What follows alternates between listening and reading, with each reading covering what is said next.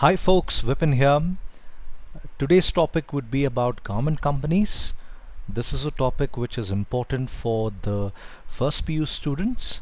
So let's look into this topic in detail. Now, firstly, let's understand what is the meaning of a government company. A government company is a company where the share capital is owned by the government. Now, how much does the government own minimum? 51%. Now, once a government company has been set up, they can either be set up as a private limited company or they can be established as a public limited company. But most importantly, in order to be called as a government company, they must have the government's control here to a minimum of 51%. Remember, minimum 51% the government must have in control. Okay. Now there are three types of government companies. The first one we would discuss here would be a department undertaking. Now, what is the department undertaking? Firstly, department undertakings are the oldest forms of a company. That is, the government being the head of these institutions. Now, who is the head of a department company? The head being here would be a minister.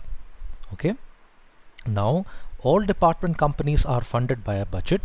Now, two examples which I would consider here would be the Indian Railways and our very own BMTC. If you are a resident of Bangalore, I am sure you would have used the BMTC services at least once. Now, when it comes to the railways, as of February this year, the railway minister has been Mallikarjun Kharge. Now, when it comes to the head of BMTC, it's in fact the Transport Minister Ramlinga Reddy. Now, I'll tell you more about that in a few minutes. Department undertakings are in fact funded by a budget.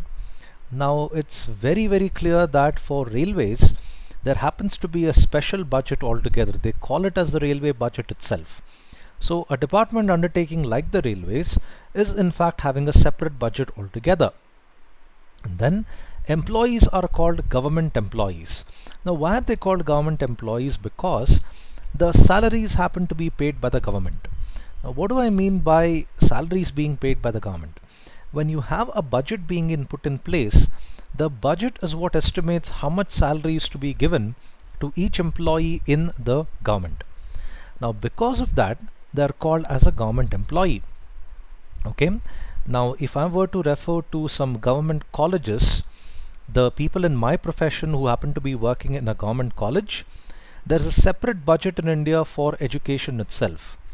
A part of the education budget is what comes into their account as salary. So it's in fact the government that's paying you, and only then are you called as a government employee. And then centralized decision making.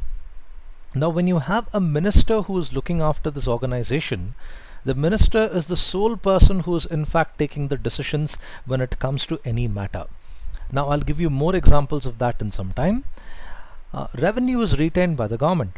Now, institutions like the railways make crores together in a year, several thousand crores in fact.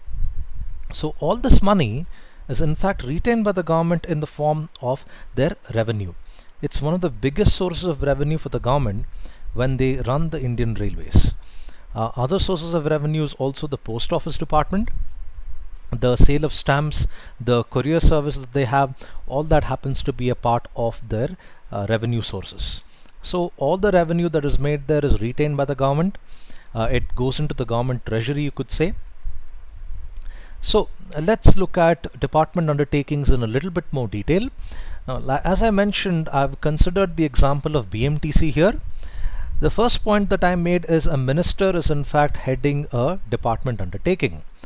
BMTC is a department undertaking, and therefore you have Ramlinga Reddy, who happens to be the head of this organization. Below that, I've put a newspaper headline: BMTC boosts connectivity to villages. Now, I made a point previously here, point number 4, wherein centralized decision making. Now, centralized decision making can be seen in this headline, wherein I've said The Transport Minister Ramlinga Reddy said the biggest benefit of the new service would be that the villagers would no longer have to wait for several hours to catch a bus. Now here it's Ramlinga Reddy who's actually introducing these bus services into the rural places. It's not in fact a director of BMTC who's doing it. It's not some manager or a supervisor who's doing it. It happens to be the minister who's making this possible. So it's in fact one guy who's deciding the whole thing. And that's why you call it as centralized decision making. The next thing, I told you that in department undertakings they are funded by a budget. Point number 2. So here you can actually see there's an accounts department. In the accounts department, the paragraph that you can see there, they've actually mentioned that the department is responsible for preparing a budget. That is around line number 6, I think. They've actually mentioned that the department is responsible for preparing a budget for the future expenses, and in fact deciding the costs, maintenance, salary, all this. So this is a department undertaking. Moving on, statutory company. A statutory company can be established only by passing a special act in the parliament or the state legislature. State legislature, I'm not aware of any statutory company established through the state legislature, but I'll focus on this from the parliament point of view. Okay. Now, statutory companies are established for regulation work. What is the regulation work? I'll explain in some time. Statutory companies take decisions without the interference of the government. Now, RBI is an example of a statutory company. Now, RBI has come out with a new system for opening a bank account. Now, one of the practices that they put in is something called as KYC, know your customer or know your client. Now, what happens here is, previously when you wanted to open a bank account, photocopies of the documents were good enough. Now, RBI has made it mandatory that the photocopies must be verified alongside the originals, and it's been made mandatory that you must and should have a PAN card when you want to open a bank account. Now, this is a small part of KYC. This rule might sound very inconvenient for many people. And even though it sounds inconvenient, you never had a politician, you never had any member of the government interfere and say you're causing inconvenience for the people by putting across this rule. Now, KYC is a very serious matter. There is even possibility that they can even do background checks on the customer. So even with all this rule put in place, you never saw any minister go about filing an objection saying that no, this is something which is too unruly, you're invading people's privacy, none of that. So no interference from the government. Employees are not called government employees. The reason being, institutions like SEBI, institutions like Telecom Regulatory Authority of India, they are self-sufficient in their funds. When I say self-sufficient, I mean when they are established, they are given capital by the government. But over a course of time, whatever revenue they make, that revenue is in fact retained by these organizations. When the revenue is retained by these organizations, they use this money to pay the employee's salary. They're not asking the government to pay the employee's salary. The organization itself pays their salary. Hence, they're not actually called as a government employee. Last point, revenue earned is not given to any government. Now, here, the revenue earned by Telecom Regulatory Authority of India, that's one exception when it comes to revenue being given to the government to an extent. But institutions like RBI, institutions like SEBI, whatever revenue they make is in fact not given to any government. Okay, and now, to explain statutory companies in a little bit detail, SEBI bars Prayag Infotech promoters from raising public funds. Now, this is how powerful a statutory company can get. Now, the reason SEBI has done this is because they've probably violated some rule, some clause in the agreement. Now, a statutory company is put in place to make sure things work smoothly. Especially an institution like SEBI is in fact the watchdog for the capital markets in the country. Now if they find suspicious, SEBI immediately takes action, and there is no one really to go about questioning this. You may have heard about the Sahara Group incident, where SEBI in fact has put a very strong case against the Sahara Group, and the company is compelled to pay upwards of 22,000+ crores to its investors. So that's how powerful this organization can get.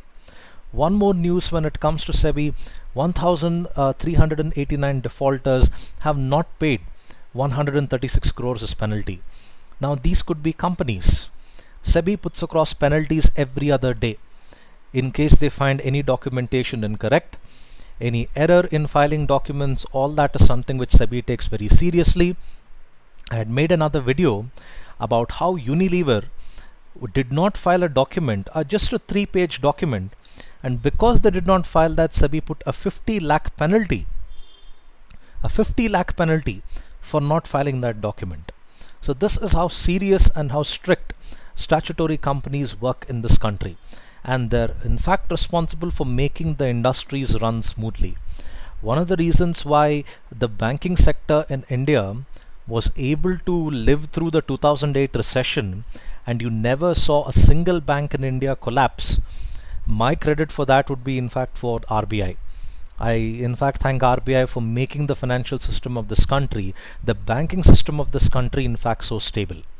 Okay, and now public sector undertakings, or just PSUs as they're called.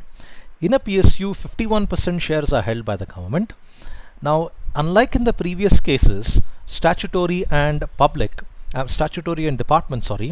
in both those cases you have the government having 100% in their account. This is one of the reasons why you are not able to buy shares of SEBI or buy shares of Indian Railways. I'll get to that in some time. Established to make profits and compete with the private sector.